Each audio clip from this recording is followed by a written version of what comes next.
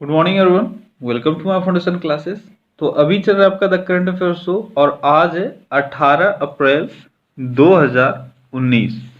तो हम लोग अभी देखने वाले हैं 17 और 18 अप्रैल दोनों का करंट अफेयर्स। 17 तारीख का यानी कल का आपका करंट अफेयर्स नहीं आया था क्योंकि मैंने आपको बताया था कुछ टेक्निकल प्रॉब्लम की वजह से वीडियो अपलोड नहीं हो पा रहा है। इसके कारण से आज हम लोग दोनों दिन का करंट अफेयर्स देखने वाले हैं, इसलिए थोड़ा सा वीडियो लेंथी होगा।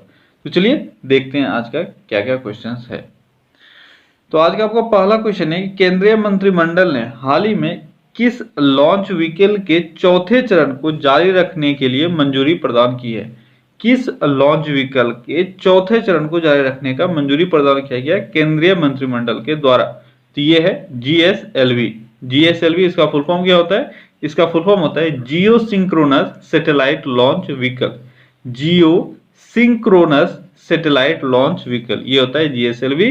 और इसके चौथे चरण को जारी रखने की मंजूरी प्रदान की गई है। और इसका चौथा चरण जो है उसके अंतर्गत 2021 से 2024 के अवधि के दौरान 5 उड़ानें भरी जाएगी। कितना? 5।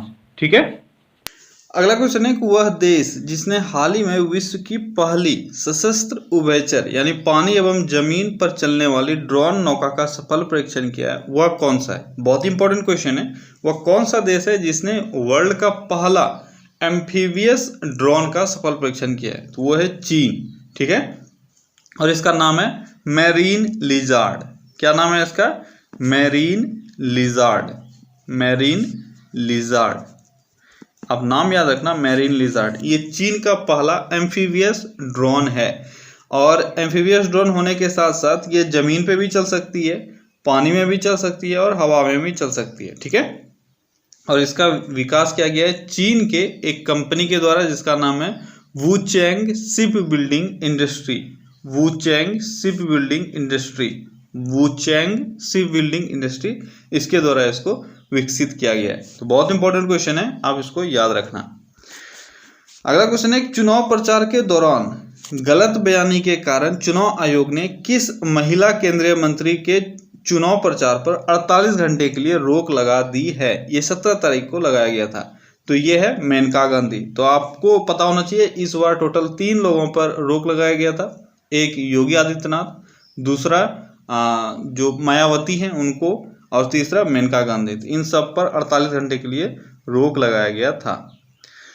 अगला क्वेश्चन है कि वैज्ञानिकों की एक टीम ने किस महासागर में लगभग 11,000 मीटर की गहराई में एक ऐसे अनोखे बैक्टीरिया की खोज की है जो तैलीय पदार्थ को अपना भोजन बनाता है? तो किस महासागर में? यह है प्रशांत महासागर में।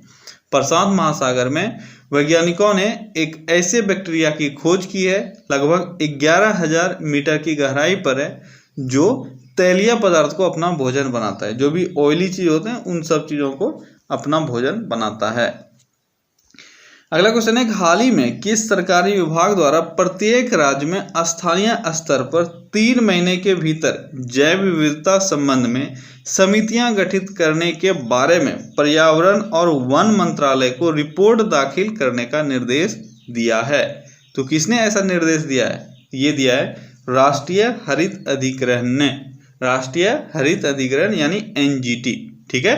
NGT ने प्रत्येक राज्य में स्थानीय स्तर पर, ध्यान देना, स्थानीय स्तर पर 3 महीने के भीतर जैव विविधता संबंधी यानी बायोडाइवर्सिटी संबंधी समितियों को गठित करने के बारे में पर्यावरण और वन मंत्रालय को रिपोर्ट करने का निर्देश दिया है। अगला क्वेश्चन है कि निम्नलिखित में से किस समाचार पत्र को अमेरिका के राष्ट्रपति डोनाल्ड ट्रंप और उनके परिवार से संबंधित जानकारियां सामने लाने के लिए पुलित्जर पुरस्कार 2019 से सम्मानित किया गया है? तो कौन सा वो न्यूज़पेपर है? वो है न्यूयॉर्क टाइम्स। कौन सा है? New York times. न्यूयॉर्क टाइम्स और वॉल स्ट्रीट जर्नल, दो वहाँ के पत्रिका है, 2 मैगजीन है, 2 न्यूज़पेपर है जो आपको याद रखना है, न्यूयॉर्क टाइम्स और वॉल स्ट्रीट जर्नल। ठीक है, वॉल स्ट्रीट जर्नल।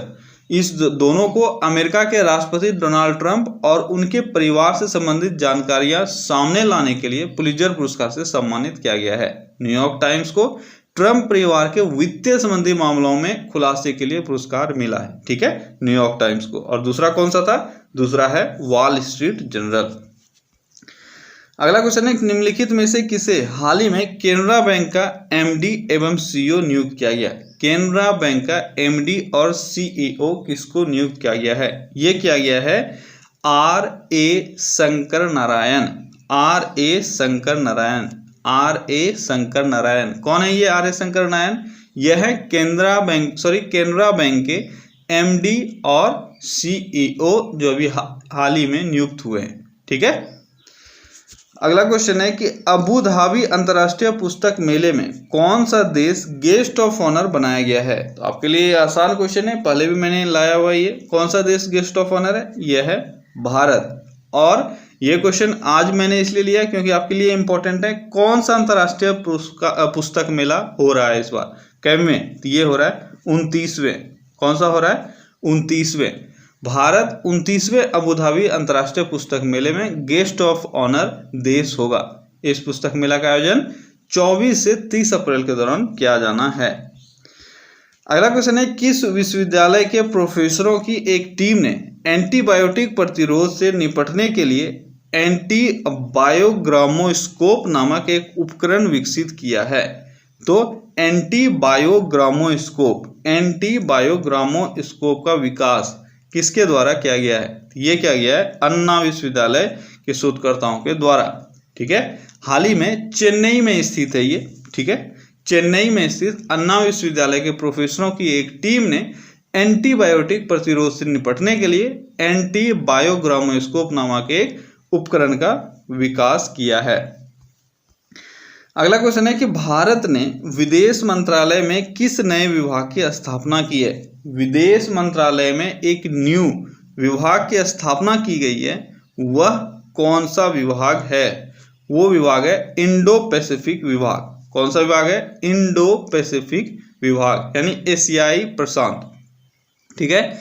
एक एशियाई प्रशांत या इंडो पैसिफिक डिवीजन की स्थापना की गई है। यह डिवीजन हिंद महासागर रिम एसोसिएशन, एशियन क्षेत्र और क्वाड के मध्य संबंधों को और बेहतर बनाने के लिए काम करेगा। कौन सा? Indo Pacific division.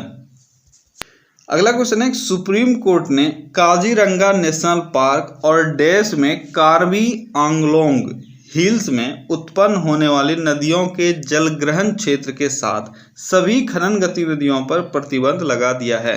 तो क्या बोला जा रहा है? सुप्रीम कोर्ट ने काजीरंगा नेशनल पार्क और कहां पर? कार्बी आंगलोंग्स हिल में उत्पन्न होने वाली नदियों के जलग्रहण क्षेत्र के साथ सभी खनन गतिविधियों पर प्रतिबंध लगा दिया है। तो ये है असम। ठीक है। आपको पता होगा, आपने बहुत बार पढ़ा है कि काजीरंगा नेशनल पार्क कहाँ है? यह है असम में। ठीक है। तो आपको ये पता रहना चाहिए असम में। और एक है कार्बी आंगलोंग्स हिल्स। कार्बी आंगलोंग्स हिल्स, इसमें उत्पन्न होने वाली नदियों के जलग्रहण क्षेत्र के साथ सभी खनन गतिविधियों पर प्रतिबंध लगा दिया गया है। ठीक है। और ये फैसला किसके द्वारा लिया गया था? ये लिया गया जस्टिस अरुण मिश्रा और दीपक गुप्ता के खंडपीठ ने ये फैसला लिया है। ठीक है। और असम सरकार को नोटिस जारी कर 3 सप्ताह में इसका जवाब मांगा है। अगला क्वेश्चन है कि स्मार्ट मैट्रिन परियोजना के तहत मुंबई के 93 पुलिस स्टेशनों में डैश सैनिटरी पैड मशीनें लगाई जाएंगी। तो टोटल 140 सैनिटरी पैड मशीनें लगाई जाएंगी। यह है स्मार्ट मैट्रिन परियोजना के तहत मुंबई के ऑलमोस्ट 93 पुलिस स्टेशनों में। ठीक है। कौन सा परियोजना है? आपको नाम याद रखना है, स्मार्ट मैट्रिन परियोजना। आपको पता होगा कि बृहन मुंबई पुलिस के साथ अनुचित चिकित्सा पद्धतियों के खिलाफ कार्रवाई समिति ने स्मार्ट मैट्रिन पहल शुरू की है और इसी परियोजना के तहत 93 पुलिस स्टेशनों में ऑलमोस्ट 140 सैनिटरी पैड मशीनें लगाई जाएंगी। अगला क्वेश्चन है कि हाल ही में बीबी एंडरसन का निधन हो गया। वह एक डैश है, तो वह कौन है? बीबी एंडरसन, तो वह एक अभिनेत्री है। कौन है? अभिनेत्री। ठीक है। तो बीबी एंडरसन कौन है? ये एक स्वीडिश अभिनेत्री हैं। अगला क्वेश्चन है, ग्रीनम एनर्जी ने अपना पहला तैरता हुआ सौर ऊर्जा संयंत्र कहाँ स्थापित किया? ग्रीनम एनर्जी ने अपना पहला तैरता हुआ सौर संयंत्र कहाँ स्थापित किया? ये क्या है? तूतीकोरिन में। ठीक है। ग्रीनम एनर्जी ने तूतीकोरिन में अपना पहला तैरता हुआ सौर ऊर्जा संयंत्र स्थापित किया है। 24 मेगावाट का यह तैरता हुआ सौर संयंत्र अपनी तरह का पहला ऐसा सौर संयंत्र होगा और औद्योगिक संयंत्रों में ऊर्जा उत्पादन का अनुकूलन करते हुए पहला अस्थायी नवीकरणीय ऊर्जा होगा। ठीक है, अगला क्वेश्चन है कि अप्रैल 2019 में रेड बस के ब्रांड एम्बेसडर के रूप में किसे नियुक्त किया गया? अप्रैल 2019 में रेड बस का ब्रांड एम्बेसडर यह नियुक्त किया गया है MS धोनी को। रेड बस का ब्रांड एम्बेसडर किसको नियुक्त किया गया है? MS धोनी को। अगला क्वेश्चन है कि RBI के आंकड़ों के अनुसार फरवरी 2018-19 में भारत की सेवाओं का निर्यात 10% बढ़कर $16.58 बिलियन हो गया। तो 18-19 में भारत के सेवाओं का निर्यात कितना परसेंट बढ़ा है? ये बढ़ा है ऑलमोस्ट 5.5%। कितना बढ़ा है? 5.5%। ये आंकड़ा जारी किया गया RBI के द्वारा। अगला क्वेश्चन है कि निम्नलिखित में से कौन सा भारतीय नौसैनिक जहाज उपयुक्त राहत सामग्री लेकर मोजाम्बिक के बारी शहर में पहुंचा? मोजाम्बिक के बारी शहर में कौन सा जहाज पहुंचा? मैंने आपको बताया हुआ था कौन सा जहाज यहां से निकला हुआ है, ये था INS मगर। ठीक है, INS मगर।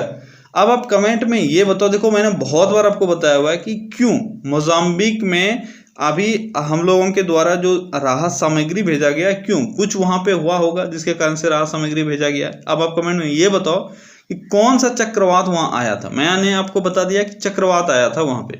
अब आप ये बताओ कौन सा चक्रवात आया था जिसने बहुत ही नुकसान किया है मोजाम्बिक क्षेत्र में, और उसके लिए भारत के द्वारा भेजा गया है कुछ राहत सामग्री जो INS मगर के द्वारा भेजा गया था और मोजाम्बिक के बीरा शहर में वो पहुंच चुका है। अब आप ये कमेंट में मुझे बताओ कौन सा चक्रवात था वो। अगला क्वेश्चन है सुप्रीम कोर्ट के द्वारा किस हाई कोर्ट के आदेश पर रोक लगाने से इनकार करने के बाद भारत में गूगल प्ले स्टोर और एप्पल ऐप स्टोर से Chinese video sharing app TikTok हटा दिया गया है? यह है मद्रास हाईकोर्ट। मद्रास हाईकोर्ट ने ऐसा फैसला सुनाया था कि भारत में टिकटॉक को बैन किया जाना चाहिए और इस फैसले को सुप्रीम कोर्ट ने बरकरार रखा और गूगल प्ले स्टोर और एप्पल ऐप स्टोर से इस Chinese video sharing app TikTok को हटा देने का आदेश जारी कर दिया है।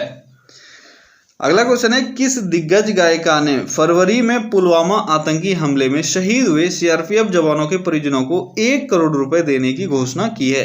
यानी कौन है वो दिग्गज गायिका? वो है लता मंगेशकर। इन्होंने ये घोषणा किया है कि जो भी पुलवामा हमले में हमारे जवान शहीद हुए हैं उनके परिजनों को 1 करोड़ रुपए ये देंगी।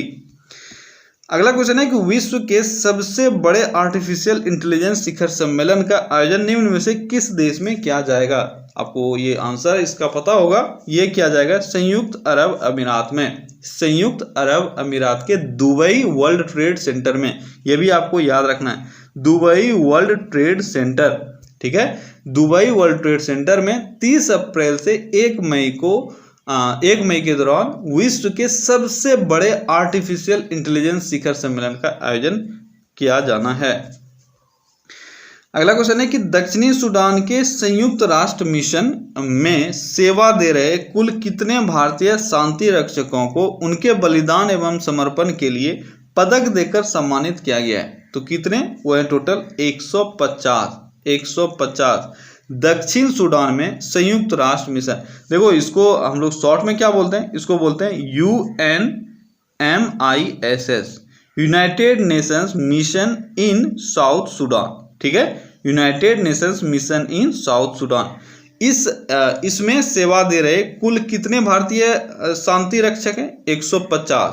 उनके बलिदान एवं समर्पण के लिए उनको पदक देकर सम्मानित किया गया है। ठीक है, अगला क्वेश्चन है कि किस भारतीय महिला एक दिवसीय क्रिकेट टीम की कप्तान को street child cricket world cup में टीम इंडिया के गुडविल एम्बेसडर के रूप में नामित किया है? Street child cricket world cup. Street child cricket world cup में किस महिला क्रिकेटर को ब्रांड एम्बेसडर नियुक्त किया गया है? तो ये है मिताली राज। मिताली राज भारतीय महिला एक दिवसीय यानी वनडे क्रिकेट टीम की कप्तान है मिताली राज, और इनको street child cricket world cup में टीम इंडिया के गुडविल एम्बेसडर के रूप में नामित किया गया है।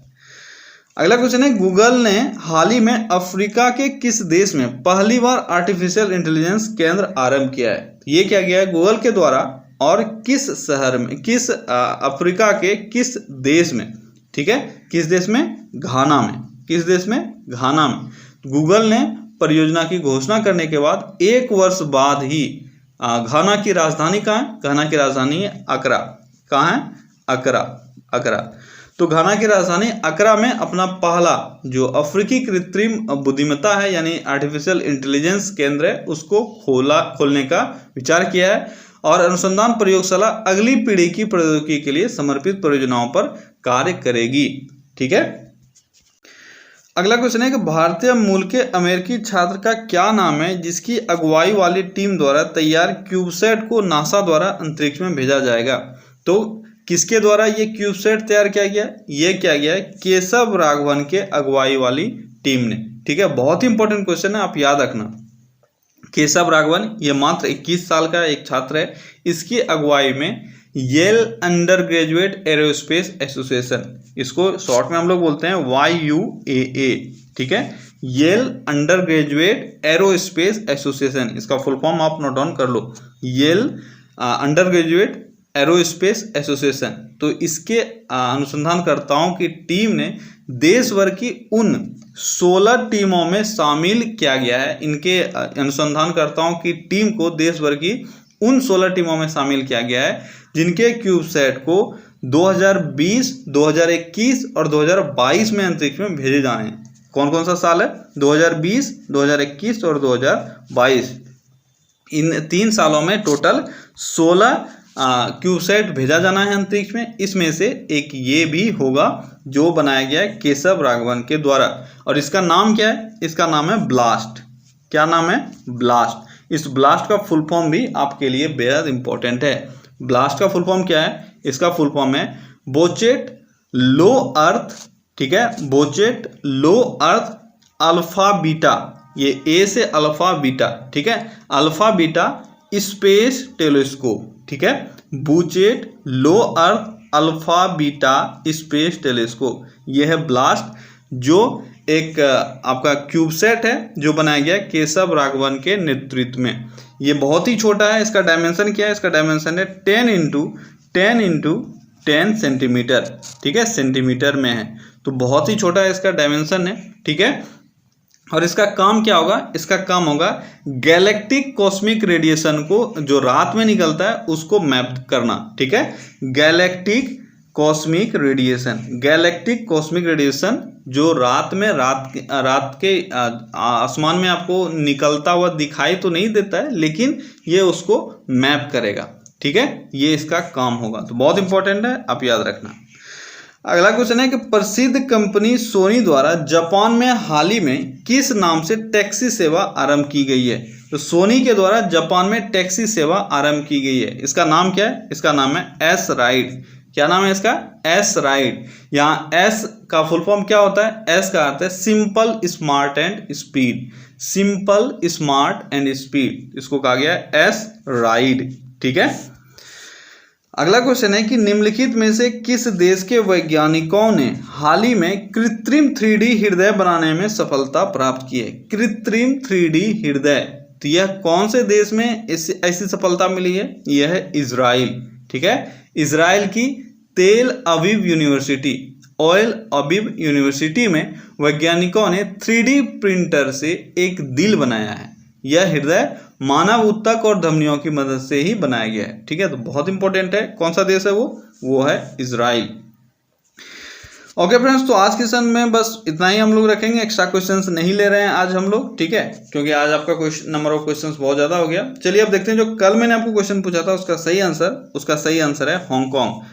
कल मैंने पूछा था जापान को पीछे छोड़ते हुए दुनिया का तीसरा सबसे बड़ा शेयर बाजार कौन बन गया? यह है हांगकांग। और आज का क्वेश्चन ऑफ द डे है जो आपको कमेंट में आंसर करने हैं, वो है अप्रैल 2019 में फिलिस्तीन के प्रधानमंत्री के रूप में किसे चुना गया है? अप्रैल 2019 में फिलिस्तीन का प्रधानमंत्री नियुक्त हुआ अभी न्यूली। ठीक है, आपको ये बताना है वह कौन है। तो ओके फ्रेंड्स, तो चलिए अब फिर से मिलते हैं कल अगले सेशन में। तब तक आप आंसर कमेंट करो। Take care, bye bye.